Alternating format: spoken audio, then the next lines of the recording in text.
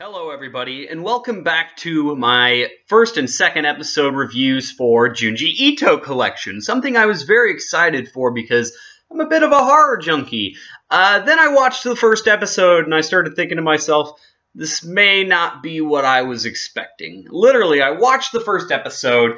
It follows this kid, first of all, spoiler warnings before we get into it, but it follows this kid named Shoichi, and he's very weird. He's sort of an outcast. He thinks he's cool, he thinks people likes him, that people want him around, but he's just really mean, and somehow, and the episode never explains it, he gets a hold of these demonic sort of powers to curse people, and he does so, he can make people like fall asleep in the ground, and it's really weird, like this shot here, which is actually a genuinely creepy shot, but for the most part, the episode was just really goofy. And I wasn't really enjoying it. I was I guess, in a sense. I wasn't getting scared. I wasn't getting the type of enjoyment that I wanted. But for the most part, I was just kind of giggling and thinking, like, wow, this is really stupid. Like, he found this frog that was hibernating, and he tortures his older sister with it and stuff. And he does that a lot, and it's just really dumb. He has no friends at school. He thinks he's helping out one of his friends by, cursing one of his friends' friends, even though that friend wasn't his friend because he doesn't have any friends. He's just this little miscreant, and it wasn't very good, and it took up most of the episode, like the full 20 minutes of the episode, which is not how episode 2 goes at all. So the first episode railroads through the story of this kid who's an outcast, who thinks he's so cool, doesn't have time to listen to his parents' lectures and stuff like that, but he gets caught in this trap where this stupid mechanism he was essentially, I guess, piloting, it was really weird and out of nowhere, ends up getting itself caught inside a bear trap because he kept doing all this weird cult shit in this old guy's forest, and the guy found out and found him, and he was gonna kill him!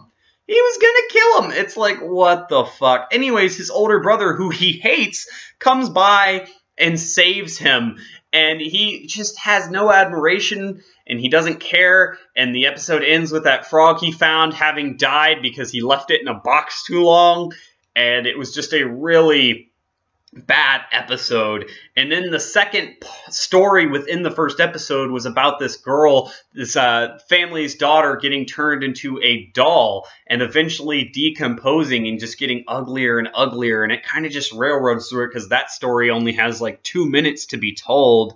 And wow, what a terrible first episode. Wow, it was bad.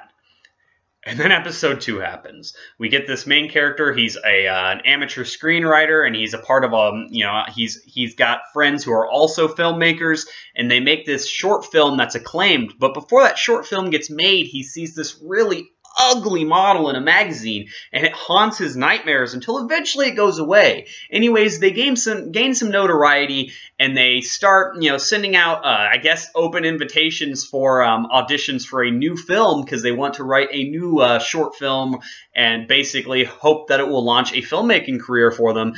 And the model he saw in that magazine that he was so afraid of ends up returning the invitation and coming to be in the movie. Even though they wanted this cute young girl, they clearly now have this crazy looking model, which the only reason she's even in the movie is because the main director in the blue jacket thought, well, it'd be neat to have some sort of famous model in our movie. If anything, it would help give our movie some notoriety. But for the most part, the young high school girl is the star. Tamei, I believe her name was. Eventually, though, our main protagonist, he's known for having bad luck. It's established at the beginning of the episode. This story really only has 10 minutes to tell itself, but it's far, far better than the story we saw in the first episode with Shoichi. Basically, he gets chased through the woods by her, and he makes his way back to his friend group, and he lets them know, hey, we should just go. Let's just leave without this lady, just forget all about her, leave her in the mountains and go, which would have been the best idea. At first you're kind of like, that's kind of mean. Maybe this lady's just, maybe she's just misunderstood and the horror elements are going to come from something else, like maybe the main guy. I thought there was going to be some sort of twist. No, she's demonic, she's evil, she's got these nasty looking teeth and this smile that just freaks you the fuck out. I remember kind of squealing, realizing how ridiculous I was being squealing at it, but I was just like, oh, fuck, man, you gotta get out of there. This is bad juju. You cannot be here.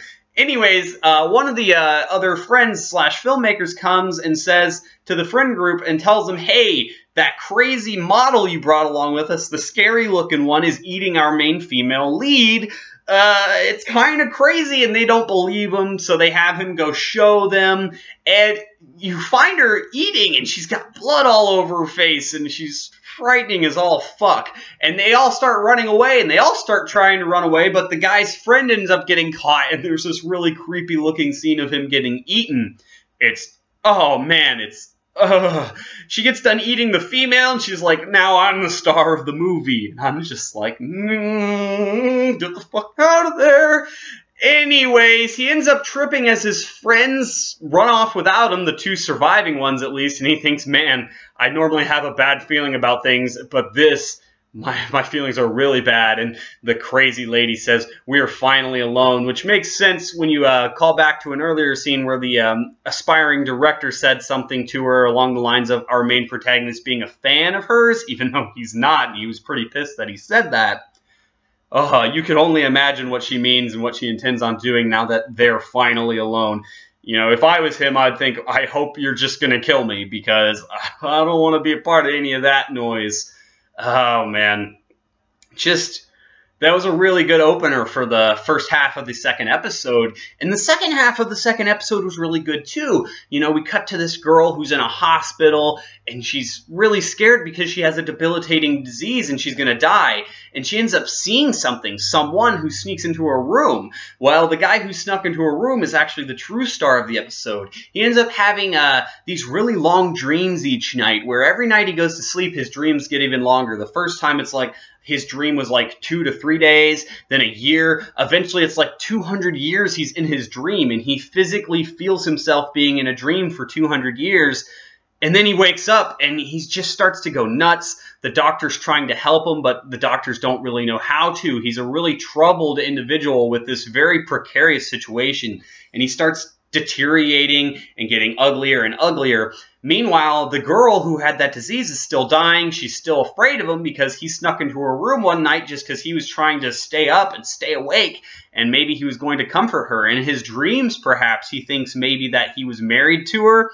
It's very weird. It's very interesting. Eventually, he just turns to dust, and the dark dream that'll never end. And he finds this crystallized sort of a rock inside of the remains of the gentleman who is having the long dreams. And this girl who can't be helped, he ends up unknowingly feeding it to her, thinking this is what she's going to want, because even if it's just an illusion, she'll have essentially a never-ending life, just continual long dreams until her own life eventually ends. So he was kind of trying to do that to help, maybe. Maybe he kind of went over the deep end while working with that gentleman. But either way, it was a very interesting second story to end on. And the second episode was really good.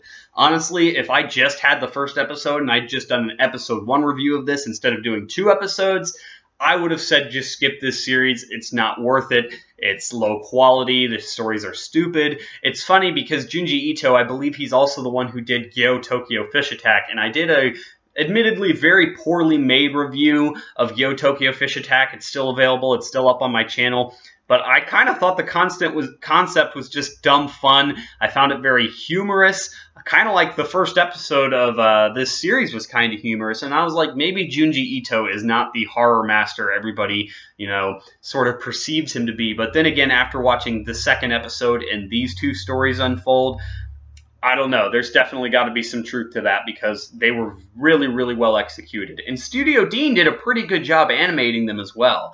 I'm actually curious. I wonder who has acquired the license to the Junji Ito collection, if anybody, because I'm wondering if there'll be any sort of English dubbed adaptation of this that could possibly come along and introduce this to a wider audience, because anthology stories like this don't typically get dubbed and they don't typically get licensed. So I'm very curious to see who actually licensed it. Holy shit. I was looking it up as I was giving that spiel, and it looks like Funimation has licensed it. That's crazy. I wonder if it's going to get a simuldub. It might. It might, but probably not. If it does, though, that's very interesting.